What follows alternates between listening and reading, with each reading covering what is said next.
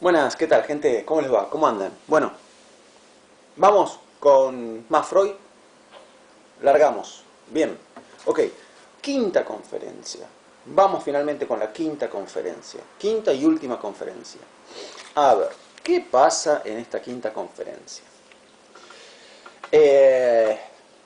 Obviamente es una conferencia de cierre.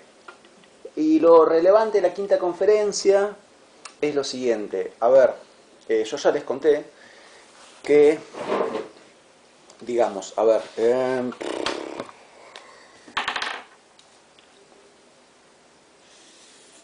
imaginen ustedes que esta línea representa la evolución de la teoría psicoanalítica, ¿no es cierto? Vamos a marcar algunos años relevantes. Por ejemplo, 1900 es el año de publicación de la interpretación de los sueños. Es el año en el que se oficializa la teoría del inconsciente. 1905 es el año de publicación de los 3 ensayos para una teoría sexual. Es el año en el que se oficializa la teoría de la sexualidad infantil. 1909 es el año en el que se dan las conferencias, ¿no?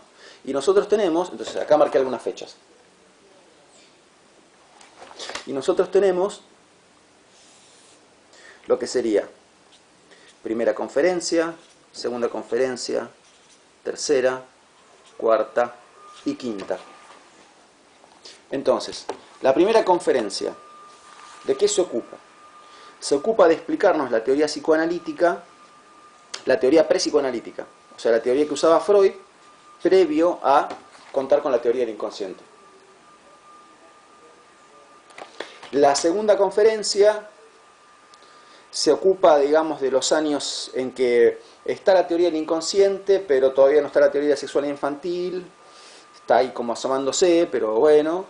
En la segunda conferencia él habla sobre cómo cambió su método, que pasó al método del apremio, que después abandonó el método del apremio. La tercera conferencia también habla de la teoría del inconsciente, pero sin hablar de la teoría de la sexualidad infantil todavía. Entonces, yo me atrevo a decir que segunda y tercera conferencia cubren más o menos esta otra llave, ¿no? Desde un poquito antes del año 1900 hasta 1905. La cuarta conferencia habla de sexualidad infantil. O sea que la cuarta conferencia cubre del año 1905 a 3-4 años para adelante. Y la conferencia, entonces, perdón, como yo les había dicho entonces, ¿qué orden va siguiendo Freud? Freud lo que va siguiendo, el orden que va siguiendo en sus conferencias es el orden en que fue evolucionando su teoría. Él arranca explicándole a su auditorio cómo era su teoría cuando empezó y cómo fue evolucionando. Y eso se los va explicando conferencia a conferencia. Y en la quinta, lo que él explica es el momento actual en el que está la teoría. La conferencia 5 es el momento final de ayornamiento, digamos, ¿no? Del auditorio. Bueno, gente, ahora que les expliqué todo esto, les cuento que actualmente, en este momento, la teoría que tengo sobre el origen de la neurosis es tal. Entonces, lo que vamos a ver ahora es eso. La teoría sobre el origen de la neurosis que Freud tenía al momento mismo de dar las conferencias.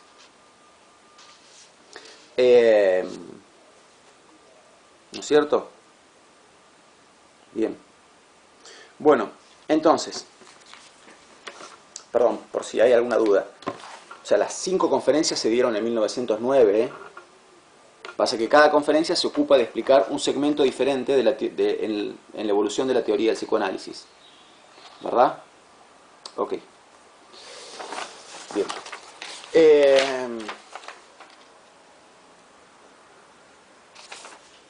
Ok. Bueno, vamos a ver entonces qué nos dice Freud en la quinta conferencia. Repito, lo que nos va a explicar es lo que se llama en ciencia el estado del arte. El estado del arte. ¿Qué es el estado del arte?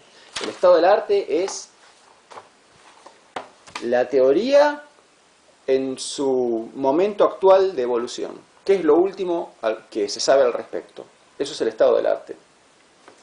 ¿No? Entonces, no sé, el estado del arte de, sobre, qué sé yo, sobre los agujeros negros, es que los agujeros negros son grandes masas, que qué sé yo, que qué sé yo. Bueno, estas cosas no se sabían 20 años atrás. Hoy el estado del arte es este. 20 años para adelante, no, 20 años para adelante se van a saber más cosas. El estado del arte va a ser diferente. El estado del arte es qué se sabe hoy en día, sobre eso, ¿no? Entonces de eso voy a hablar en la quinta conferencia. Piensen que entonces, a ver, recuerden lo siguiente. Del origen de la neurosis venimos hablando desde que empezaron las conferencias.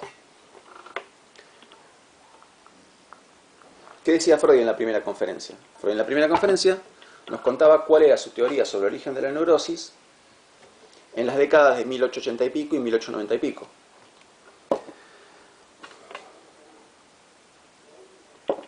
¿Y qué creía él en esa época? Que la neurosis se originaba en una o más escenas traumáticas. Porque, ¿qué pasaba en esas escenas? Se movía una gran carga de afecto que no se descargaba.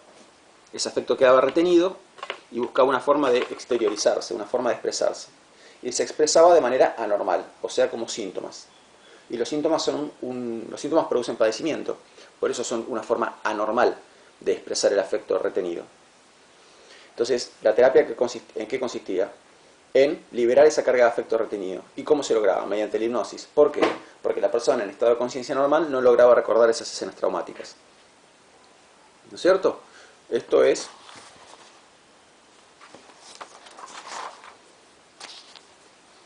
esto de acá. La teoría de Freud previa a al inconsciente, al concepto de inconsciente. Bueno, ahora, ¿qué pasa cuando tenemos el concepto de inconsciente? Segunda conferencia, segunda y tercera. Piensen ante todo que el concepto de inconsciente viene de la mano de un montón de otros conceptos, vienen varios en bloque. Entonces, tenés el concepto de inconsciente. ¿Qué es el inconsciente? El conjunto de representaciones reprimidas. Ya tenés dos conceptos más, representaciones y represión. ¿Qué es la represión? El acto de olvidar voluntariamente algo. ¿Y quién es el que lo quiere olvidar voluntariamente? El yo. ¿Y por qué yo lo quiero olvidar voluntariamente? Porque dicha representación entra en contradicción con sus valores éticos y estéticos. ¿Ven? Valores éticos y estéticos. Y todos conceptos que se relacionan. Entonces, desde el punto de vista de la teoría del inconsciente, desde el punto de vista de la segunda y la tercera conferencia, ¿cuál es el origen de la enfermedad? El origen de la enfermedad es la represión. ¿Qué pasó?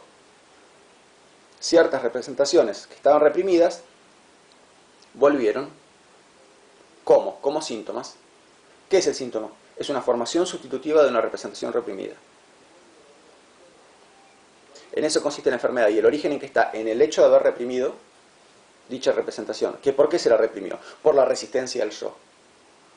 Y entonces la cura en qué va a consistir? En bajar la resistencia al yo, porque mientras no baje la resistencia al yo, esa representación va a seguir reprimida. Y etcétera, etcétera, etcétera, y todo lo que estuvimos trabajando cuando hablábamos de la segunda y la tercera conferencia. Ahora, en la cuarta hicimos un extenso pasaje por la teoría de la sexualidad infantil. Lo que hay que ver ahora es cómo la teoría de la sexualidad infantil modifica la teoría sobre el origen de la neurosis y sobre el tratamiento de la neurosis.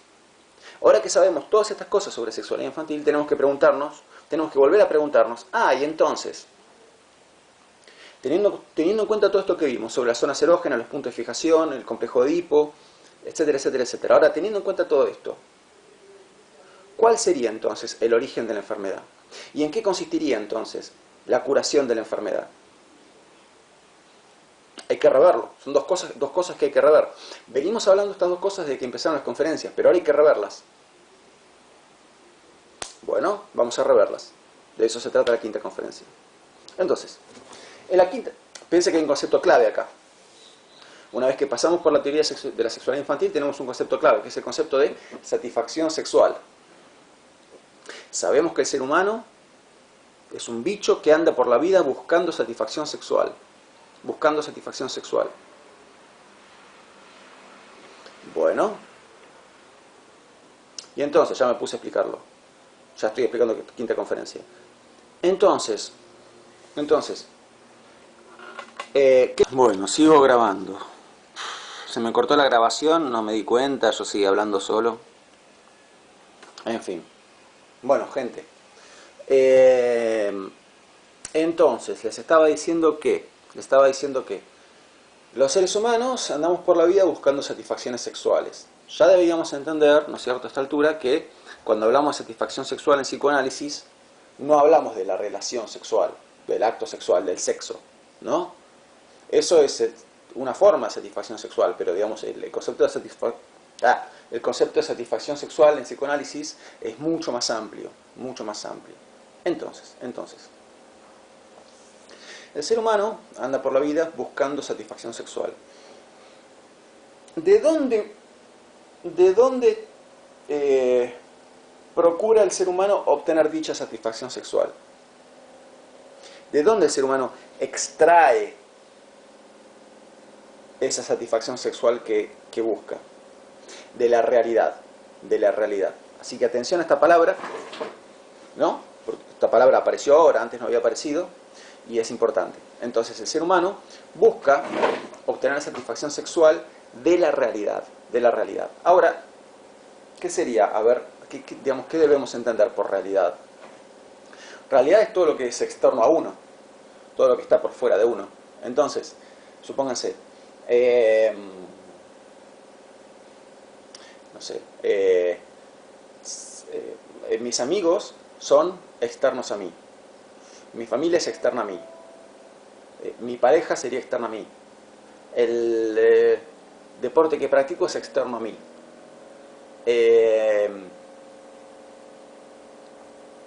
no sé, tal viaje que tengo proyectado es externo a mí, el club atlético Sacachispas es externo a mí. El punto es, y yo acá ejemplifiqué con algunas cosas, podríamos seguir, pero todas esas cosas que ejemplifiqué forman parte de la realidad, de lo que está fuera de la persona, ¿no? En una persona hipotética, ¿no? Yo me puse en primera persona, pero digamos, no soy hincha de Sacachispas ni nada de eso. Inventé un caso. Entonces,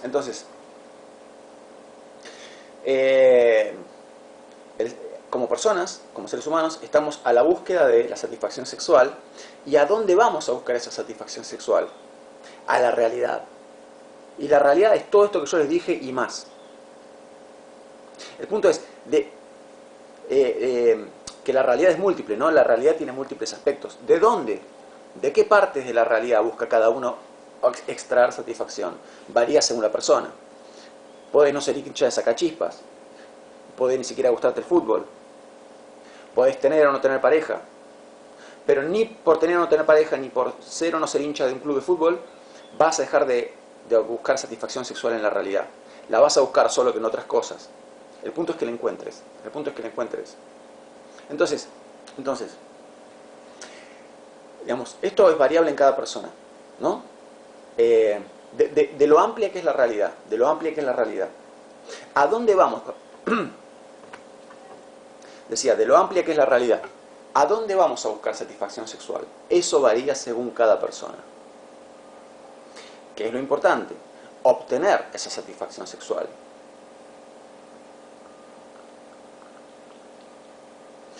Entonces, habrá quien obtiene esa satisfacción sexual en parte del deporte que practica, en parte de su pareja, en parte de la carrera que hace, y en parte de tal otra cosa y tal otra cosa. Y esas son sus fuentes de satisfacción sexual.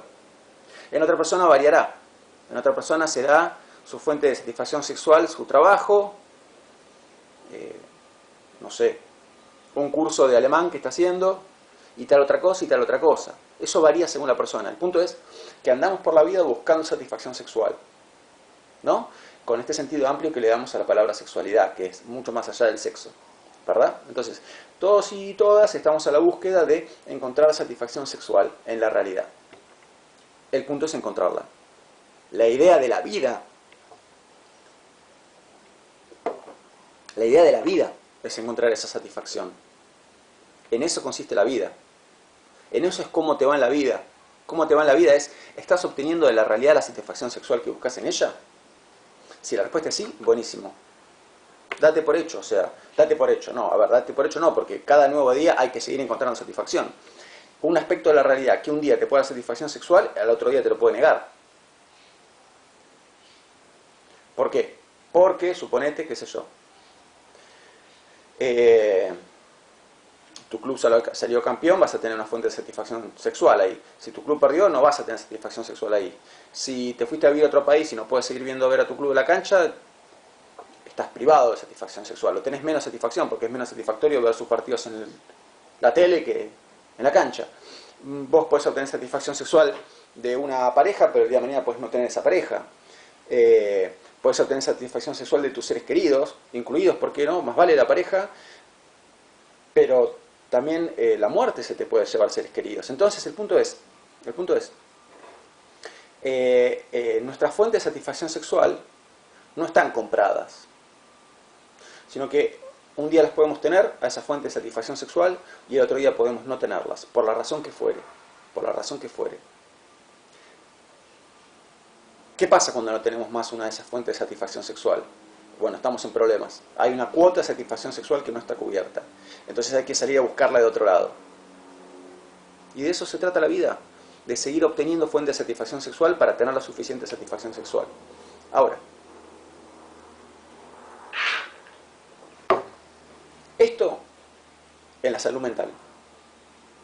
Pero la gente que está mentalmente sana no viene al consultorio. ¿Qué pasa cuando las cosas andan mal? O mejor dicho, ¿cuándo es que las cosas andan mal? Ya se deben estar dando cuenta, a partir de lo que expliqué, ya se deben estar dando cuenta. ¿Cuándo es que las cosas andan mal? Las cosas andan mal cuando por alguna razón la persona no está logrando obtener de la realidad la satisfacción sexual que busca en ella. Las cosas andan mal cuando la persona no logra encontrar suficiente satisfacción sexual en la realidad. Y ahí las cosas van a andar mal. Bueno. A lo cual cabe hacer una pregunta. ¿Por qué la persona no está logrando obtener la suficiente satisfacción sexual de la realidad? Y Freud dice, bueno, se pregunta un poco, ¿no? Por esto, ¿por qué será que una persona puede no lograr obtener suficiente satisfacción sexual? Él dice, a veces la realidad se la niega, esa satisfacción sexual, ¿no? Vamos a ver si encontramos las palabras de Freud. Él dice, una posibilidad es que el mundo exterior se resista a darle a la persona esa satisfacción sexual. A mí me gusta más la otra posibilidad que él baraja, que es que el individuo se juzga a sí mismo demasiado débil para obtener esa satisfacción sexual de la realidad. A ver si se me entiende por qué me gusta más lo segundo que él menciona. Sí, cuando arranca la conferencia también dice una frase. El sujeto enferma cuando, a consecuencia de obstáculos exteriores o falta interna de adaptación, queda vedada para el individuo la satisfacción de sus necesidades sexuales en la realidad. Ahí es cuando la persona enferma. Entonces la persona enferma es cuando no logra obtener de la realidad la suficiente satisfacción. ¿Por qué no? Y aparecen como dos posibilidades. Si se fijan, lo que leí recién y lo que dije antes son más o menos lo mismo. Las dos alternativas son más o menos las mismas. Una, que la realidad esté siendo tacaña con vos. Que la realidad te niegue esa satisfacción. La realidad se resiste a satisfacerte. La realidad pone obstáculos importantes a tu satisfacción. Esa es una posibilidad. Y la otra posibilidad es esto como de la debilidad o de juzgarse débil, ¿no? Esta otra posibilidad me parece más interesante y me parece que tiene más que ver con lo que realmente pasa. Entonces, la persona, ¿por qué no logra obtener satisfacción? Porque la realidad está tacaña con él o ella y no le brinda la satisfacción buscada. O porque la persona se juzga a sí mismo o a sí misma demasiado débil o no lo suficientemente fuerte para obtener de la realidad esa satisfacción que le está faltando. ¿Por qué digo que a ver, busquemos un ejemplo de una cosa y un ejemplo de la otra cosa? Y van a ver por qué me gusta más esta otra opción como explicación del origen de la neurosis. Vamos con esto de que la realidad es tacaña. La realidad te niega satisfacción. ¿Cuándo la realidad te niega satisfacción? Un montón de veces. Por ejemplo, si sos recontra fanático de tu club y estaba por ganar el campeonato y lo perdió al último momento, la realidad está siendo tacaña con vos, te está negando la satisfacción de ver a tu club campeón. Si una persona... Bien. Entonces, estábamos viendo ejemplos de... Perdón, hice una pausita y me fui a comer una fruta. No hice una pausa, la cámara se cortó, aproveché y me fui a comer una fruta. Estamos viendo ejemplos de instancias en las cuales la realidad niega satisfacción a la persona. Dijimos una que es que tu club no salió campeón. Otra, querías conseguir un trabajo que deseas mucho y se lo dieron a otra persona. Otra, te gusta una persona que no gusta de vos. Otra, gustó de vos mucho tiempo y ya no gusta más de vos. Otra, bajón, también. La realidad hace estas cosas, ¿verdad? Otra, te fue mal en una materia en la cual para vos era importante que te fuese bien. Otra, querías hacer un viaje que no pudiste hacer. O querés hacer un viaje que sabés que no vas a poder hacer. Por ejemplo. Otra, no sé, querés ser un gran bailarín y hay cosas que no te salen, pasos que no te salen, así que se te está complicando ser un gran bailarín, por ejemplo, qué sé yo, o bailarina. Bueno, así, o sea, uno puede seguir infinitamente. Esto es lo que se llama frustración, ¿sí? Hablamos de, ¿qué es la frustración para el psicoanálisis? La búsqueda fallida de satisfacción sexual en la realidad. Cada vez que buscamos satisfacción sexual en la realidad y la realidad nos la niega, estamos ante una frustración. ¿Por qué digo entonces que, recuerden, yo buscaba como posibles explicaciones de por qué no encontramos satisfacción, que la realidad lo niegue o que la persona se juzgue a sí misma incapaz de encontrar esa satisfacción porque se juzga a sí mismo demasiado débil, ¿no? Entonces tenemos esas dos opciones alternativas. Me parece que la que mejor explica la neurosis es la segunda, porque esta, que es la primera, que es la tacañería de la realidad, que la realidad niegue esa satisfacción, no termina de explicar la neurosis. ¿Por qué? Porque la persona mentalmente sana, ¿qué hace ante la frustración? Busca nuevas fuentes de satisfacción. En eso consiste la salud mental. Me atrevo a decir que el 99% consiste en eso. En que ante la frustración se buscan nuevas fuentes de satisfacción. Entonces la frustración sola no alcanza para enfermar. Por eso digo que no, esto de que la realidad es tacaña y no te da satisfacción no termina de explicar, en verdad, para mí, la enfermedad mental. Porque la realidad es tacaña muy seguido. Muy seguido. Hasta para las personas... Está bien, bueno, en la vida podemos tener... Hay diferentes niveles de suerte, ¿no? Está bien. Bueno, hay gente que tiene más suerte, menos suerte. Ok.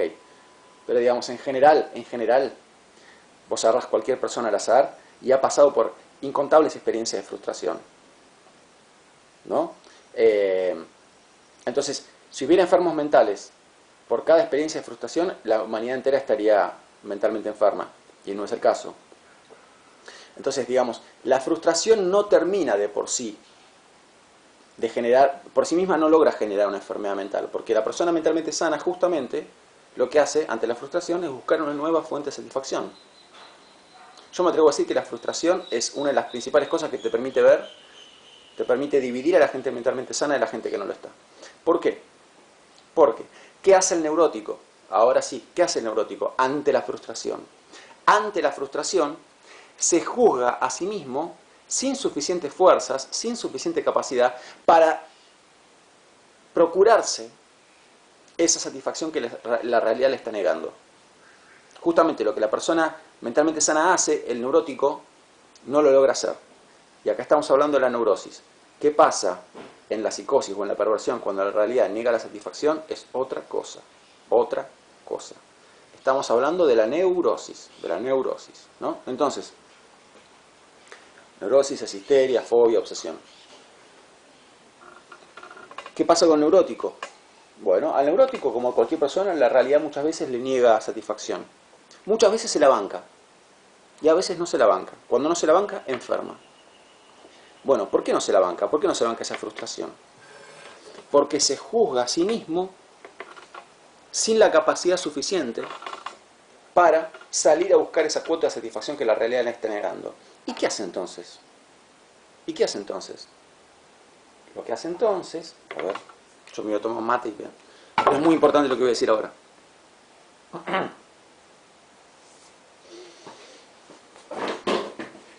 óigame.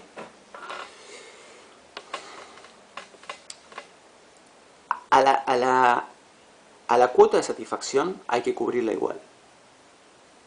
La realidad está negando esa cuota de satisfacción. Una persona normal la sale a buscar en otro lado.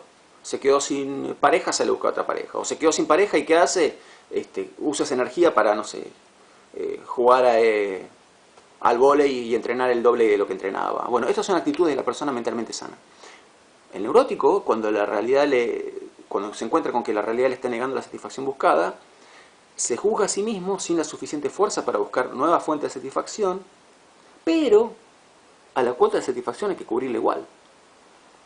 Y lo que hace el neurótico es renunciar a tratar de obtenerla en la realidad. Entonces, si renuncia a tratar de obtenerla en la realidad, pero hay que cubrirle igual la cuota de satisfacción, ¿a dónde vamos a buscarla? Ya que renunciamos a obtenerla en la realidad. ¿A dónde vamos a buscar esa cuota de satisfacción? Bueno, acá es donde se activa un mecanismo patológico, un mecanismo que no se tendría que activar porque es malo que se active, es malo que esto ocurra. ¿Y de qué voy a hablar? Voy a hablar de un concepto famoso en psicoanálisis, que es el concepto de regresión.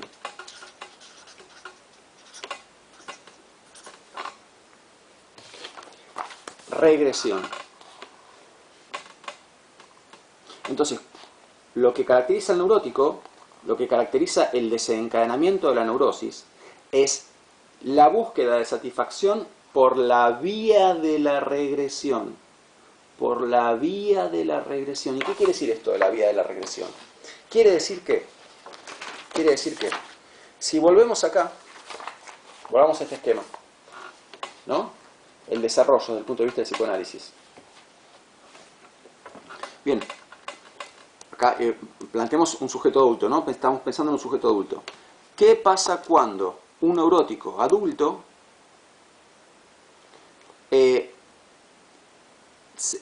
no encuentra satisfacción en la realidad? Ojo, neurótico, capaz venía hasta los 40, venía bien, encontraba satisfacción en la realidad. Había frustraciones, pero salía a buscar satisfacción de vuelta. Pero ¿cuándo enferma? Enferma en el momento en que se juzga a sí mismo o a sí misma incapaz de obtener esa satisfacción. Repito, ¿no? ¿Está bien? Entonces, podemos tener un neurótico no desencadenado, una neurosis no desencadenada. ¿Qué sería una neurosis no desencadenada? Sería una persona que cada vez que la realidad le niega satisfacción, la busca por otro lado. Pero, ¿qué pasa cuando no la busca por otro lado? ¿Qué pasa cuando se juzga a sí mismo, piensa en algún lugar de su cabecita, razona y no voy a poder obtener esa satisfacción de la realidad? Ahí enferma. Ahí se desencadena la neurosis. Ahí se activa la regresión. ¿Y en qué consiste la regresión? En buscar cubrir esa satisfacción con modos usando modos de satisfacción que la persona había experimentado en el pasado. Entonces, ¿en qué consiste la regresión? En esto. La persona retrocede a algún modo de satisfacción que había experimentado en su pasado. Y cuando hablamos de su pasado, ¿de qué hablamos? De su sexualidad infantil. Entonces, como su sexualidad infantil había experimentado satisfacción sexual, ahora la persona esa satisfacción sexual debería buscarla en la realidad, pero piensa que no la va a lograr obtener en la realidad, entonces retrocede a modos de satisfacción que había experimentado en el pasado y que había abandonado. O sea, modos de satisfacción infantiles perversos. ¿A cuál de todos esos modos de satisfacción infantiles perversos? A aquel donde esté su punto de fijación. ¿Se acuerdan de que yo les había explicado el punto de fijación? Y decía, bueno, pero esto yo les dije, pero para terminar de entender esto tenemos que explicar algunas cosas más. Ok, bueno, estas son esas otras cosas que hacía falta explicar. Entonces yo les había dicho que el punto de fijación es aquella forma de satisfacción sexual infantil en la cual la persona había experimentado mucha más satisfacción que los demás, que las otras formas de satisfacción. Una forma de satisfacción que fue desmesurada, desmedida para la persona. Bueno, hacia ese modo de satisfacción va a volver cuando, de adulto, se encuentra con una frustración que la realidad le impone y se juzgue a sí mismo Se considera a sí mismo o se considera a sí mismo o a sí misma incapaz de obtener satisfacción de la realidad de alguna otra manera. Entonces, ¿qué hace? Emprende el camino de la regresión. Busca la satisfacción por la vía de la regresión. Esto es la regresión. Esta flecha que dibujé acá. En este caso, este sujeto tiene su punto de fijación en la fase sádico-anal, en alguna forma de satisfacción que experimentó en esta fase, y hacia ahí va a volver. Otra persona podría volver a algún punto de la fase oral, de la fase fálica. Bueno, ahí ocurre la regresión. Entonces, la cuota de satisfacción pendiente se cubre, pero se cubre de una manera patológica. Se cubre de una manera sintomática. ¿Por qué? Porque el yo no está bien con esos modos de satisfacción. O sea, al yo esos modos de satisfacción le resultan intolerables, insoportables.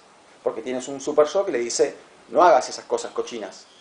Entonces, ¿qué va a pasar? Entonces lo que va a pasar es que el yo la persona, ¿no? Va a buscar obtener esa cuota de satisfacción pendiente a través de formas de satisfacción sexual perversa infantil. ¿Cuál? Aquella donde tiene su punto de fijación. Ok. ¿Y qué significa eso? ¿Significa que entonces se va a cagar adelante todo el mundo? Porque ese era su modo de satisfacción. ¿O significa que va a andar constipado todo el tiempo y cuando tenga ganas de cagar no va a cagar? ¿O significa en el caso de la fase fálica que entonces va a agarrar y va a andar en bolas por todos lados porque su modo de satisfacción era el exhibicionismo? ¿O se va a masturbar adelante de la gente porque ese era su modo de satisfacción? No. Esto existe, claro, pero esto es la perversión. Esto es lo que es un perverso. Esto es lo que es un perverso adulto. Perverso. Bueno, no estoy hablando de eso, estoy hablando de la neurosis. Entonces, ¿qué le pasa al neurótico? ¿Qué le pasa al neurótico? Insisto, a ver, recapitulemos cómo venimos. La realidad, uno busca, lo normal es buscar satisfacción en la realidad. Te da satisfacción, va todo bien. Buscar satisfacción, te la da. Buscar satisfacción, te la da. Buscar satisfacción, no la encontrás. Bueno, la buscamos por otro lado. Acá está, bien. O sea, de los 100 puntos de satisfacción que hay que cubrir, me faltaron de golpe 20. ¿Por qué? Porque, suponete, me quedé sin pareja. Entonces, esos 20 puntos de satisfacción, el número lo estoy inventando, no hay un número para medir la satisfacción. Pero imaginen, esos 20 puntos de satisfacción los cubro con un viaje. Ya está. Me voy a hacer un viaje por Sudamérica. Bueno, y de esa manera sos feliz, aunque te haya dejado una persona a la que querías. O encontraste a otra persona. Entonces, esa satisfacción la cubriste. O suponete, no es que te dejó tu novia ni nada de eso, sino que el viaje que ibas a hacer se pinchó por el coronavirus. Tenés una cuota de satisfacción que hay que cubrir. Entonces salís a buscar cubrir la otra manera. ¿Y cómo la cubrís? Y te pones a aprender chino en la pandemia y te encanta el chino. Entonces obtenés satisfacción del chino. Del idioma chino, bueno, que no es lo mismo que obtener satisfacción de un chino. Eso habrá que ver, según la persona, qué sé yo. Pero me siguen lo que estoy queriendo decir, ¿no? Bien. ¿Cuándo se pone fea la cosa? Cuando, ante la imposibilidad de obtener la satisfacción de la realidad, cuando queda esa cuota de satisfacción sin cubrir, y la persona piensa, siente, razona de alguna manera que no va a lograr esto, que no va a lograr obtener de la realidad esa satisfacción que ahora le está faltando. Entonces, ¿qué hace? Busca esa satisfacción por la vía de la regresión. O sea, pone en práctica modos de satisfacción que había experimentado en su sexualidad infantil. Particularmente, ¿qué modos de satisfacción? ¿O qué modo de satisfacción? Aquel en el que está su punto de fijación. Ahora, ¿lo va a poner en práctica tal cual los hacía en su sexualidad infantil? No. Porque esos modos son totalmente perversos. Y el sujeto tiene un super yo que le dice no tenés que hacer eso y que está bien que no lo haga. Entonces, ¿qué va a pasar? Esos modos de satisfacción de la sexualidad infantil van a aparecer disfrazados. Y así es como se forma el síntoma neurótico. ¿Qué es el síntoma neurótico? Es la satisfacción disfrazada, deformada. Es satisfacción sexual perversa, deformada. Eso es un síntoma neurótico. Satisfacción sexual perversa, deformada. Es la puesta en práctica, deformada, de algún modo de satisfacción sexual perverso que el sujeto había experimentado en la infancia. Eso es el síntoma neurótico. Entonces, supóngase, en el caso de Dora, uno diría que Dora tiene el punto de fijación en la fase oral. Entonces, en la succión es donde En la succión, en la fase oral está el punto de fijación de Dora. La succión fue su modo privilegiado de obtener satisfacción sexual en su sexualidad infantil. La realidad le está negando cierta satisfacción. Ella se juzga a sí misma incapaz de obtener esa satisfacción. Emprende la vía de la regresión. ¿Y dónde busca obtener la satisfacción que la realidad le está negando? En la succión. En un modo de satisfacción infantil perverso. ¿Y qué hace? ¿Se pone a succionar cosas por ahí? No. Justamente ese modo de satisfacción aparece disfrazado como síntoma. Aparece disfrazado como en la tos. Y ahí tenés un síntoma. Sufriente, como todo síntoma. Se padece. ¿Ok? Si hace falta, retrocedan y vuelvan a mirar la explicación, porque de golpe me puse a velocidad 4000 por hora, pero me gusta cómo quedó esto. Quedó bien. ¿Sí?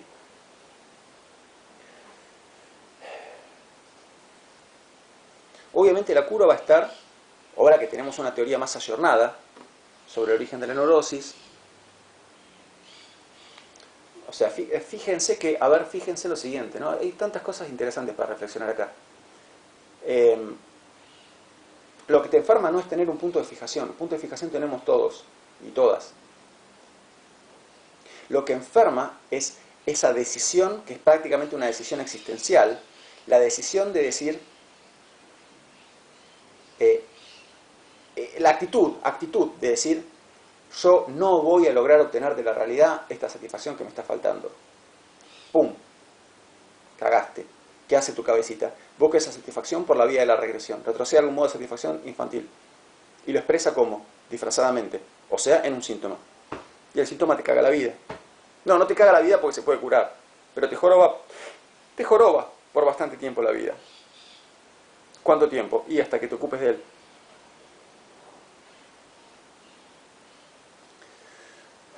Freud compara a los neuróticos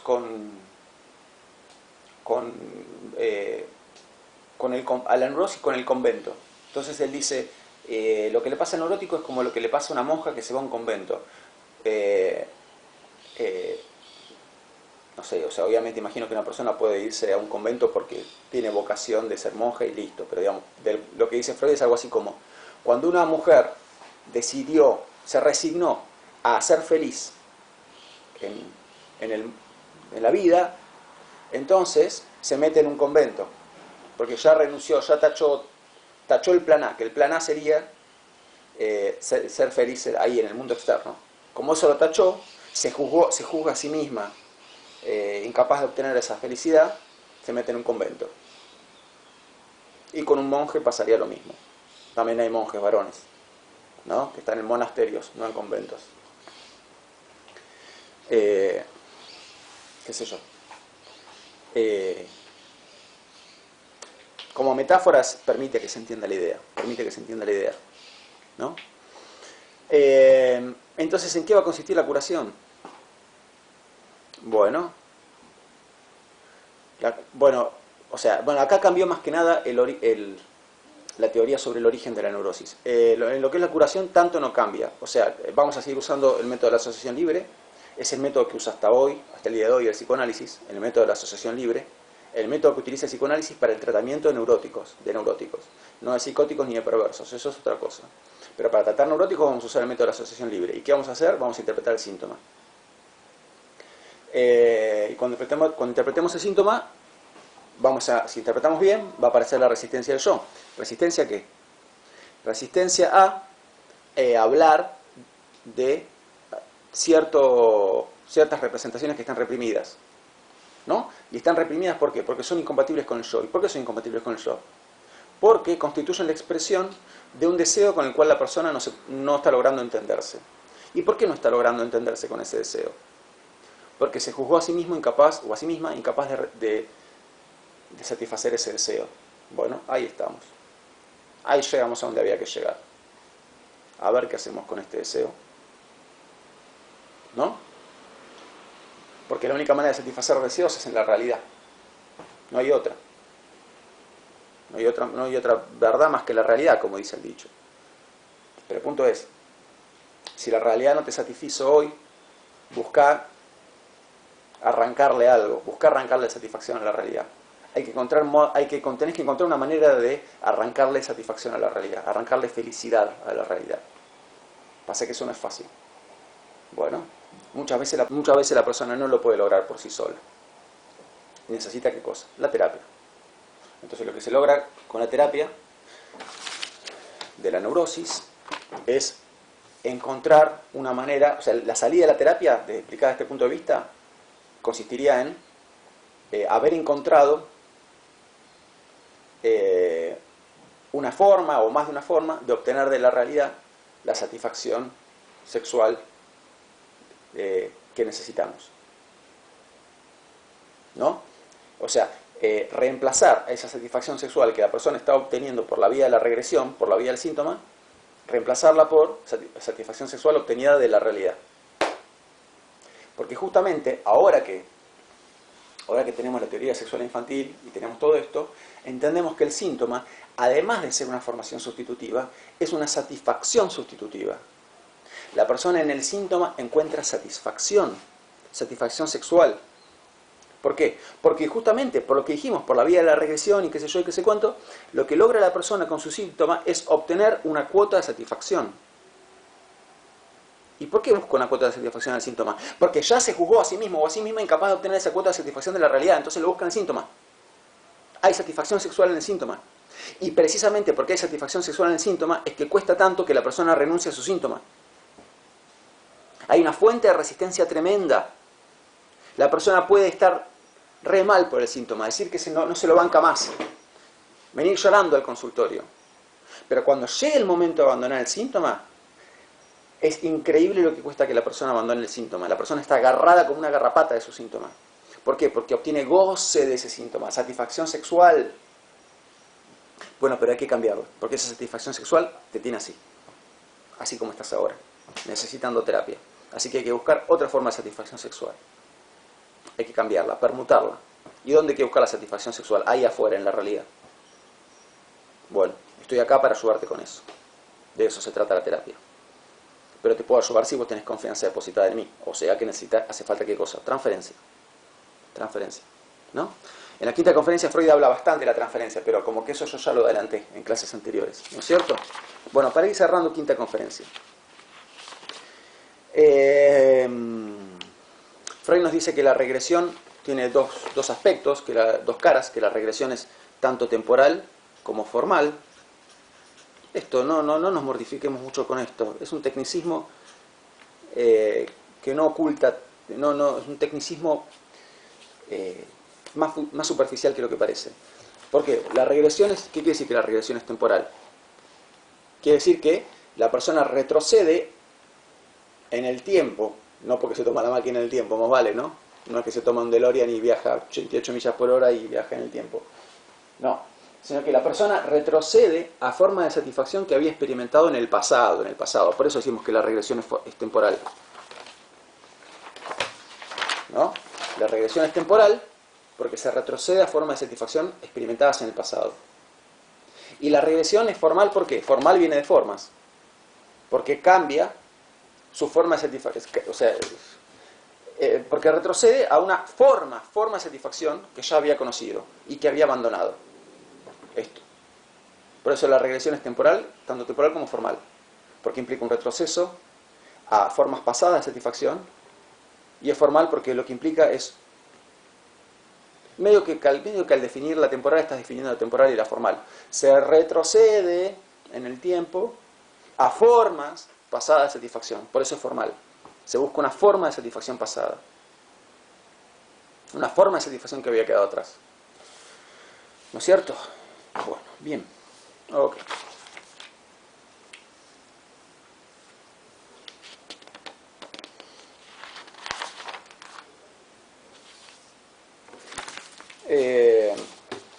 Y es interesante que por ahí también Freud dice que ¿quién es una persona exitosa en la vida? Una persona exitosa en la vida es una persona que logra satisfacer sus deseos en la realidad. Bueno, casi que parece que no haría falta saber de psicología para entender esto, pero ahora que estudiamos todo lo que estudiamos, le podemos dar un significado mucho más profundo. ¿No? Una persona exitosa es una persona que logra extraer de la realidad la satisfacción de sus deseos. Después, en la quinta conferencia, Freud también reflexiona un poco sobre la resistencia al psicoanálisis. Ya había hablado de esto al final de la tercera conferencia. ¿De la tercera? No, al final de la segunda había hablado de esto. No, de la tercera, sí. Bien. Y después, al final de la quinta, vuelve a mencionar algo que él ya había dicho, que es que él considera que hay tres salidas posibles de la terapia: la sublimación, la satisfacción directa de los deseos o el dominio consciente de los deseos, ¿no es cierto? Así que bueno, ahí terminaron las 5 conferencias. Felicitaciones por haber seguido hasta acá. Bueno, de Freud hay 2 temitas más que quiero explicar por fuera de las conferencias. O sea, ¿qué nos queda de la materia? Nos queda poquito. 2 temas más de Freud por fuera de las conferencias. Hablar de epilepsias, que es un tema que no es de psicología, y hablar de toxicomanías, que es otro tema que no es de psicología, o que más o menos es de psicología. ¿No es cierto? Así que vamos a hablar de esas cosas. Bien, los 2 temas de los que me queda hablar de Freud son las tópicas, las famosas tópicas, y la teoría de la libido. Entonces, hago una doble línea para dividir acá, cosas que había notado recién, ¿no? Lo divido con una doble línea. Vamos a hablar de las 2 tópicas. Quizás puede que ya hayan escuchado hablar de estas 2 tópicas, sea en psicología primero o incluso en secundario también, ¿no? Las 2 tópicas. Muchas veces es lo primero que se explica de psicoanálisis o lo único que se explica de psicoanálisis. Y entonces no se termina de entender verdaderamente su significado. Pero cuando ya hicieron este recorrido, entienden mucho mejor cuáles son, en qué consisten estas 2 tópicas. A ver. Las 2 tópicas son 2 teorías diferentes que tiene Freud sobre cómo está organizado, sobre qué estructura tiene nuestra mente. Entonces, pasa que Freud no usa la palabra mente nunca. Freud llama a la mente aparato psíquico. Freud llama a la mente aparato psíquico. Entonces, ¿cómo está constituido nuestro aparato psíquico? ¿Cuál es la estructura de nuestro aparato psíquico? Bueno, Freud tiene 2 teorías diferentes sobre eso. Son las 2 tópicas. 2 tópicas. ¿No? La palabra tópica viene de una palabra griega que es topos. Topos significa lugar. Lugar. Entonces la idea sería, ¿cuáles son los lugares que tiene nuestra mente? Nuestra mente está hecha de diferentes lugares. Hay diferentes lugares en nuestra mente. ¿Cuáles son los lugares de los que está hecha nuestra mente?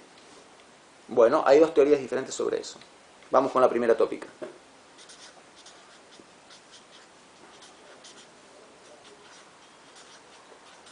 Primera tópica.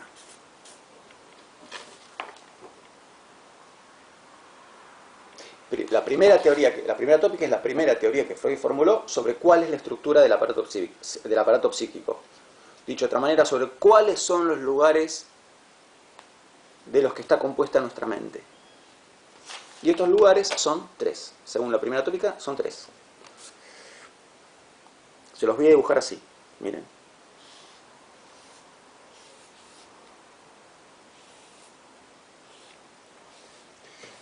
¿Ok? 3 lugares. No consideren que esto es algo así como una proporción, ¿no? Como que este lugar es el doble de grande que estos 2. No hay proporciones acá. No hay proporciones para nada, no.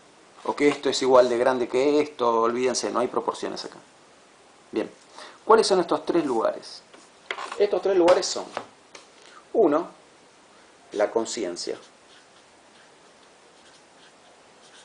¿Sí?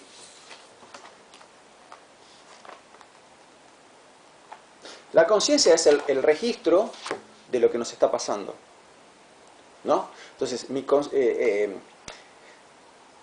qué soy consciente yo ahora? De las cosas que voy diciendo, de la cámara que tengo enfrente, de la luz que entra por la ventana, de este velador que está prendido, de que estoy dando otra clase, de que tengo el fibrón en la mano derecha, etc. ¿No? Entonces, la conciencia es el registro de lo que nos está pasando en el momento en que nos está pasando. ¿Qué pasa si yo ahora me pongo a pensar en, no sé, en la serie que miré ayer a la noche. ¿No? ¿Qué pasa cuando uno se pone a pensar en otra cosa? ¿Seguís registrando lo que tienes alrededor? No, dejás de registrarlo. Te abstraes, te tomás distancia. ¿No es cierto? Entonces, si yo me pongo a pensar en el capítulo que miré anoche, mi conciencia deja de estar ocupada por estas cosas y pasa a estar ocupada por el recuerdo de la serie que miré anoche. Por eso tampoco sé si decir que la conciencia es el registro de lo que nos está pasando lo más adecuado, porque mi conciencia puede estar ocupada por el registro de lo que está pasando, como puede estar ocupada mi conciencia por el recuerdo del capítulo que miré anoche. Entonces tampoco sé si es lo mejor. Es muy difícil de definir la conciencia, ni el propio Freud logró definirla. A ver, la conciencia es una cajita, ¿no?, que siempre está ocupada por algo. Y está ocupada de una cosa por vez. En este caso está ocupada por la clase que estoy dando. Si me distraigo y me pongo a pensar en ese capítulo, va a estar ocupada por ese capítulo. Si me vuelvo a enfocar en la clase, ese capítulo sale de mi conciencia y mi conciencia está nuevamente ocupada por esto. Si de golpe escucho un ruido fuerte, mi conciencia va a estar ocupada por ese ruido fuerte que escucho, porque me va a llamar la atención. ¿Se me sigue? Esto es, listo. No le busquemos, no nos compliquemos más que la cuenta. ¿Sí? La conciencia es un lugar muy poco espacioso, porque solamente entra de una cosa por vez en la conciencia. Entonces, ¿hay representaciones en mi mente? Hay un montón. ¿Cuántas representaciones al mismo tiempo entran en la conciencia? Una sola. Entonces, si ocupo mi conciencia con la representación de el capítulo que miré anoche, entonces la conciencia va a estar ocupada por esa representación. Si dejo de prestar atención a ese capítulo y presto atención a lo que me pasa ahora, esta va a ser la representación que ocupa mi conciencia. Si de golpe pienso en lo que voy a comer dentro de un rato porque todavía no almorcé, entonces mi conciencia va a estar ocupada por la representación de la comida que voy a comer en un rato. En la conciencia entra una sola representación a la vez. Ahora, en nuestra mente hay archivadas muchas representaciones. Por ejemplo, la representación del capítulo que miré anoche de la serie Deadwood. Ok. Esa representación, ¿está guardada en mi mente? Sí, claro que está guardada. Claro que está guardada. Vamos a anotarla acá. La representación de ese capítulo. ¿Qué otras cosas tengo en mi mente? La representación de, qué sé yo, todos los personajes de Dragon Ball. R. La representación de todas las caras de mis familiares. La representación de el último verano. La representación de tal cosa, un montón. Incontables. R. Bien. ¿Yo puedo pensar en estas cosas? ¿Puedo ocupar mi conciencia con estas representaciones? Sí, claro. Fácilmente. Me pongo a pensar en ellas, entonces salen de acá y entran acá. Y cuando pienso en otra, bueno, la que estaba baja y sube otra. Y cuando dejo de pensar en recuerdos y me enfoco en lo que está pasando ahora, listo, todas vuelven al cajoncito este. O sea, insisto, a ver que se me entienda. Una sola R entra en la conciencia por vez. Una sola por vez. Por eso les decía que estos rectángulos no son proporcionales. No hay proporción. Una sola R entra en la conciencia por vez. Uno solamente puede pensar en una cosa a la vez. O bien, no puedes pensar en ninguna cosa y enfocarte en lo que está pasando, en cuyo caso la conciencia está ocupada por el registro de lo que está pasando ahora. Cuando te dicen concéntrate, lo que te están diciendo es, che, sacá, o sea, tu conciencia ponela en esto. No la pongas en una R que es otra cosa, sino que sacá la R que está en tu conciencia, sacala y ocupala con lo que está pasando ahora. Concéntrate, escúchame. O si estás, qué sé yo, jugando al fútbol concentrado, estás concentrado en eso. ¿No? ¿Qué pasa si una R sale de acá y ocupa este lugar? Pasa que te van a hacer un pase y la pelota va a seguir largo, porque tu conciencia está ocupada por otra cosa. ¿Se me sigue? Bien. Ok, listo. Acá no hace falta, me parece, mayor explicación. Ahora. ¿Qué pasa? Supongamos, a ver, yo cuando tenía 5 años, estaba en complejo de Edipo, como cualquier persona. Y entonces seguramente una R que estaba en mi cabeza era casarme con mi mamá. Bueno, pero yo me puedo acordar de ese momento en el cual yo me imaginaba como esposo de mi madre. No, gracias a Dios no me puedo acordar. ¿Por qué? Porque ¿dónde está esa R? Está en otro lugar. porque es una R intolerable, una R insoportable. Y no me quiero parar de eso. Y muchas otras R's. Las R's de mi propia sexualidad infantil. Y de otras diferentes cosas también. Entonces noten ustedes que tenemos dos cajoncitos de R's. Las R's en las que puedo pensar sin dificultad, las R's que acceden a la conciencia sin mayor dificultad, y las R's que tienen bloqueado el acceso a la conciencia. ¿Bloqueado significa bloqueado para siempre? No, se puede acceder a estas R's. Pueden llegar a subir a la conciencia, pero suben a la conciencia únicamente haciendo un gran esfuerzo. ¿Qué esfuerzo? El esfuerzo de vencer la resistencia del yo. Porque es el yo el que se resiste a que estas R's se hagan conscientes. Con lo cual ya pueden darse cuenta de cómo se llama este cajón que está acá. Obviamente es el inconsciente. El consciente es el conjunto de las representaciones reprimidas. Así de simple. ¿Se pueden hacer conscientes? Sí, pero hace falta vencer la resistencia del yo. ¿Y para que estas R sean conscientes hace falta vencer alguna resistencia? No, es muy fácil. De hecho es muy fácil que sean conscientes, porque no hay que vencer ninguna resistencia. ¿Y cómo se llama este otro cajón? El cajón donde están las representaciones que no son intolerables. Se llama preconsciente. Preconsciente. Entonces, ¿cuáles son las instancias de la primera tópica? Vamos a anotarlas. Son conciencia. Conciencia se puede escribir con, acá pueden poner SC o solamente C, como quieran. Así que las instancias de la primera tópica son la conciencia, el preconsciente,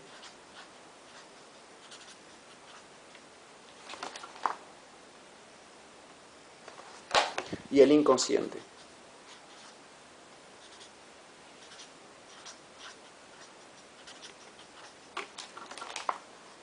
Conciencia, preconsciente, inconsciente. A veces se lo dibuja de una manera en que yo prefiero no dibujarlo porque para mí está mal, que es así, ¿no? Conciencia, preconsciente, inconsciente. Pero esto está mal, porque esto transmite la idea de que hay como dos capas de inconsciente, o que las cosas que son inconscientes primero deben ser preconscientes para pasar luego a ser conscientes, y no es así. Sino que vos tenés, digamos, es una mesita de luz, como toda esa mesita de luz tiene un lugar arriba para apoyarse. Y acá un cajón y acá otro cajón. Las cosas de cajón se pueden salir sin dificultad y ocupar ese lugar, ponerse arriba de la mesita de luz. Y las cosas acá, y hay que vencer una gran resistencia, porque por algo están en este otro cajón, porque son intolerables. ¿Qué sé yo? Esto es lo que yo traté de explicar recién, cuando hice este esquema, ¿no? ¿Ok? Bien. Por todas esas razones es que prefiero no dibujarlo así que ahí lo taché. Bueno, esta es una tópica, la primera tópica. Vamos con la segunda tópica. Según la segunda tópica,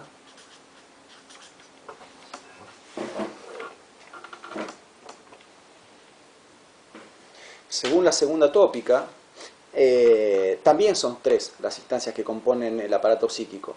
¿Cuáles son esas tres instancias? Tenemos el yo, ¿sí? El yo. El yo es todo aquello con lo que nos identificamos. Yo soy yo, valga la redundancia. El tema es que yo, estoy todo el tiempo buscando satisfacción sexual en la realidad. El yo está todo el tiempo buscando satisfacción sexual. Bueno, ¿por qué? Porque sus pulsiones le piden satisfacción sexual. ¿Recuerdan el concepto de pulsión? Bien. ¿Qué palabra global usamos para designar el conjunto de pulsiones? Esa palabra global que usamos es el ello, el famoso ello. Entonces el ello sería el conjunto de pulsiones. El ello está permanentemente exigiendo al yo satisfacción. El ello le dice al yo, anda a buscar satisfacción, anda a buscarla, buscá todo el tiempo, dame satisfacción. Y el yo piensa, ¿cómo? No sé, arreglate, le dice el ello. ¿Ok? Entonces el ello exige del yo satisfacción. Ahí ya tenemos dos instancias. ¿Y cuál será la tercera? ¿Se imaginan cuál es? Porque el yo no solamente tiene que salir a buscar satisfacción, no solamente tiene que cumplir con lo que el ello le exige, sino que hay otro que le está diciendo, ojito con cómo obtener satisfacción. Te permito ciertos modos de obtener satisfacción, otros te los prohíbo. ¿Quién es ese? El super yo. El super yo impone restricciones al yo en cuanto a cómo obtener satisfacción.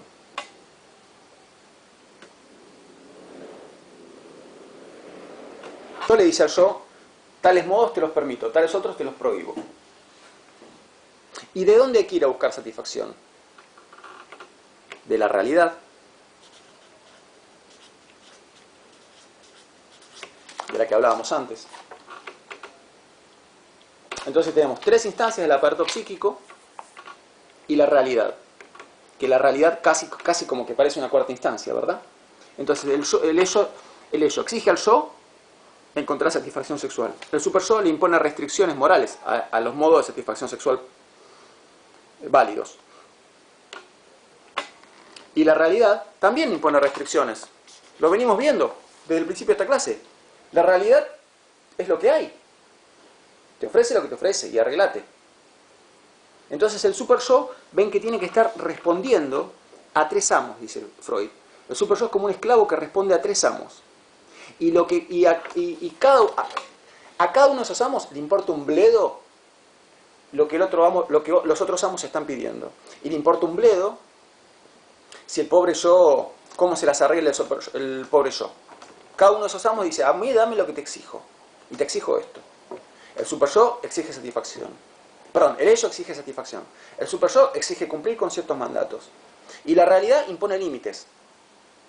Entonces, tenés que satisfacer sexualmente a tu ello, dentro de los límites morales que tu super yo te impone, y dentro de las posibilidades que la realidad te ofrece. Señoras y señores, la vida misma. Hacia la vida. ¿Sí? Estos son, acá, ¿quién es el pobre diablo que está acá? Uno. Ahora, ven que es una triple servidumbre. Es un triple vasallaje. El yo es vasallo de tres amos diferentes. ¿Y qué pasa con este vasallaje? ¿Siempre va bien? No, muchas veces no va bien. Cuando no va bien este vasallaje, tenemos una enfermedad mental. Cuando el yo se desentiende de alguno de sus amos, cuando el yo se desentiende de los pedidos de alguno de sus amos, entonces lo que tenemos es una enfermedad mental.